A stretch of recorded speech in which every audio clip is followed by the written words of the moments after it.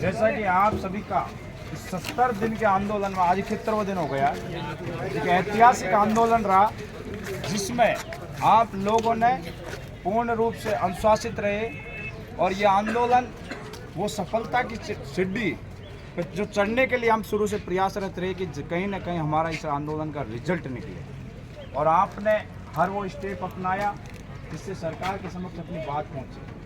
आज जब इस तरीके का कल से यहाँ टंकी का ये प्रदर्शन हमारा राजस्थान के कोने कोने में जा चुका था, जो लोग जो अधिकारी हमसे सचिवालय में मिलना पसंद नहीं करते थे वो आपके बीच यहाँ गिड़गिड़ा रहे थे। ये आपकी ताकत का ही नतीजा था। अब मैं कह रहा हूँ हमारी जो वार्ता थी एकदम सकारात्मक रही है और उसमें सिर्फ और सिर्फ जैसे आप वार्ता लंबी चली, हम तो चाहते थे कि 3 बजे से पहले खत्म हो जाए। लंबी चली क्योंकि पहले इन्होंने बुलाए थे नवीन जी जैन और प्रिंसिपल सेक्रेटरी वगैरह स्टेटिक्स, वहाँ हमारी वहाँ भी उसके बाद हमने कहा कि यहाँ पर निचोड़ नहीं निकलेगा। फिर खुद सीएम के एसीएस होम जिक्र अग्रवाल जी आए, कंटिन्यू वजन लाल जी से उनकी वार्ता हुई अलग कमरे में जा जाके, फिर हमारे बीच आए, फिर मैं इस पर सहमत है नहीं सहमत। पहले तो ये जो मुख्यमंत्री ये फेलोशिप प्रोग्राम जो आ रहा है ये पूर्ण रूप से अलग प्रोग्राम है।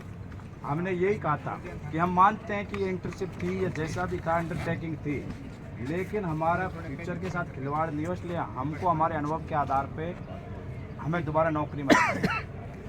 तो मैं कहना चाहता हूँ एक अलग से हमने ड्राफ्टिंग बनाई है। हमसे तुरंत मांगा गया था कि तुम क्या चाहते हो, तो हमने तुरंत बैठ के हमारे 7-8 साथियों ने डिस्कस किया और तुरंत एक नई ड्राफ्टिंग बना के दी है और उस पर विचार किया है। और विचार करने के बाद अगर आचार संहिता आगे नहीं आती तो हो सकता है कि तुमको कल परसों ही नई इसमें भर्ती के प्रोसेस में आपको शामिल कर लिया जाता। और फिर खुद एसीएस ये विश्वास दे के गए कि वो नाम भी मेरे को कुछ बताया है, मैं नाम देख लेता हूँ। नहीं सिद्धार्थ नहीं, वो जो अपन को हाँ जो मोदी जी की विकसित भारत संकल्प यात्रा है उसकी गारंटी हो कि अब योजना का एक अलग प्रोजेक्ट आ रहा है, उस पर पूर्ण रूप से काम करेंगे। 8000 लोगों की नई भर्ती आ रही है और नई भर्ती में क्लियर कह दिया है कि पहले शायद हमारा विचार नहीं था, लेकिन 70 दिन के आंदोलन की पूरी रिपोर्ट हमारे पास आई है, इसलिए हम आपको जो सर्टिफिकेट दे रहे हैं अनुभव के आधार पर उसके आधार प्राथमिकता से आपको हम इस भर्ती में लेंगे। और उसका नाम भी बताया था मेरे को, लिस्ट वगैरह सब मांग लिए, आप टेंशन मत और नाम विकसित राजस्थान युवा मित्र, विकसित राजस्थान युवा मित्र के नाम से सिर्फ अगर आचार संहिता जैसे ही ये सब सहमति बन गई कंटिन्यू, क्योंकि पहले हमारी वार्ता वहाँ भी टल गई थी। एसीएस साहब आए, कंटिन्यू सीएम साहब से उन्होंने डिस्कस किया और खुद पूरा प्रशासन चाहता था कि 18 महीना के और जो पिछले 3 महीने की नई वैकेंसी वाला, लेकिन इनका समय खराब हुआ है तो इनको कुछ न कुछ मिलना चाहिए।